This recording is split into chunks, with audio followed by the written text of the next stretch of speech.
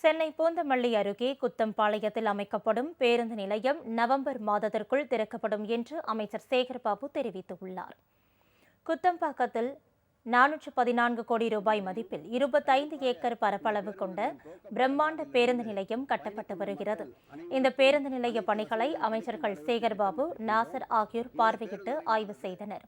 பின்னர் செய்தியாளர்களிடம் பேசிய அமைச்சர் சேகர்பாபு, பெருகி வரும் போக்குவரத்து நெரிசலை போக்கும் வகையில் குத்தம்பாக்கம் பேருந்து நிலையம் கட்டப்பட்டு உள்ளதாக கூறினார்.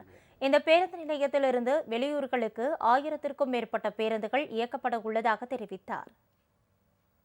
வருகின்ற மக்களுக்கு தேவையான அனைத்து அடிப்படை வசதிகளையும் கண்டிப்பாக இந்த பேருந்து நிலையம் துவக்கப்பட்ட நாளிலிருந்து பயணிக்கின்ற மக்கள் அனைவருக்கும் அனைத்து வசதிகளும் கிடைக்கின்ற அளவிற்கு திட்டமிட்டிருக்கின்றோம்.